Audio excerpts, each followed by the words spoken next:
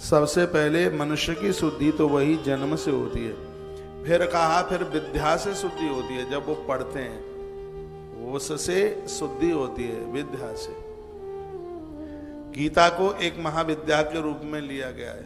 ये भी एक, जो आप सुंदरकांड पढ़ते हैं या आप गीता जी पढ़ते हैं, इसमें वर्णन किया गया कि इससे शुद्धि होती है।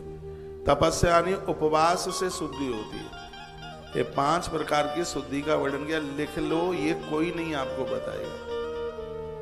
और ये सुनना समझना बहुत ज्यादा जरूरी है। जिनके भी घर में बच्चे का जन्म हुआ है या होने वाला है बच्चे का जन्म, तो सबसे प्रथम शुद्धि तो वही है जिसमें कुआ पूजन के साथ साथ सोवड़ की शुद्धता होती है। उसमें हवन किया जाता है, ब्राह्मणों को बुला करके जिमाया जाता है, और यह बहुत ज्यादा जरूरी है। इससे उस संतान के जीवन के ऊपर एक बहुत बड़ा असर होता है। ये पहली शुद्धि है। उसके तत्पश्चात जो भी आप पाठ करते हैं, भागवत जी पढ़े, शिव पुराण पढ़े, कोई भी ग्रंथ पढ़ते हैं, ग्रंथ को पढ़ने से ये आपके पास एक दूसरे नंबर की शुद्धि चल करके आती है। 5 प्रकार की जो शुद्धि बताई है उसमें इसको भी एक शुद्धि का रूप दिया गया। तीसरा है तपस्या, जो आप व्रत उपवास करते हैं, इससे भी शुद्धि मिलती है।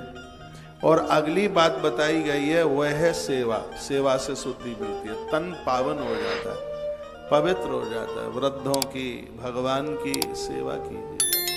शरीर कर्मठ है, करने के लायक है। आपने झाड़ू लगा दिया, भगवान के मंदिर में पोंछा लगा दिया, आप गंगाजल की तरह शुद्ध हो जाते हैं उस समय। तो सांडल्य संहिता में सेवा करने से तन की शुद्धि को कहा गया।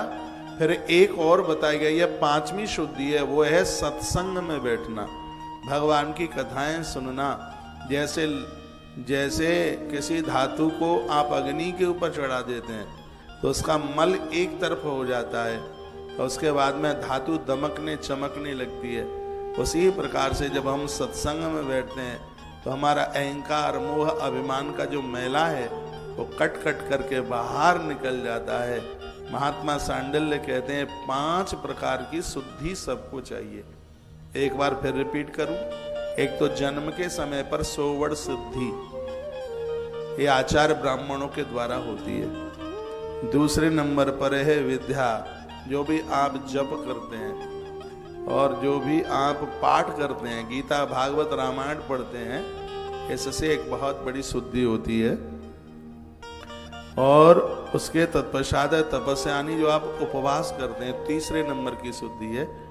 जो आप उपवास करते हैं इससे एक बहुत बड़ी शुद्धि होती है, उपवास जो व्रत आप करते हैं। चौथे नंबर की शुद्धि है जो आप सेवा करते हैं। हम तीर्थों में जाते हैं, गुरुजनों के आश्रमों में जाते हैं, जूठी पत्तलें उठाई हमने, झाड़ू लगाया, पोंछा लगाया, और भी वहां कुछ हाथ बटाया है, इससे हमें शुद्धि हो जाती है, हमें शुद्धि प्राप्त हो जाती है।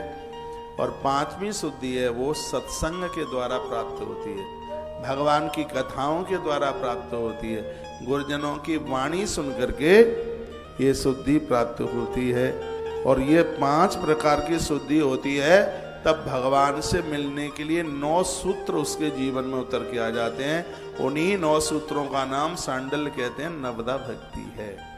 ये 9 भक्ति उन्हीं के हृदय में उतर के आएगी जिनके पास 5 प्रकार की शुद्धि है। नहीं तो 9 सूत्र उतर के ही नहीं आएंगे। पहले ये 5 प्रकार की शुद्धि को कीजिए, फिर नवदा भक्ति जीवन में 9 प्रकार की भक्ति उतर के